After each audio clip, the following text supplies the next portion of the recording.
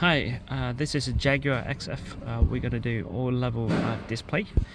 So after the oil change, so we're gonna use the cancel button, and then there's a trip button, and then we're gonna use the ignition on, the ignition button, and then the bonnet button. So open the bonnet from there. And then key ignition on, and then use the trip button to click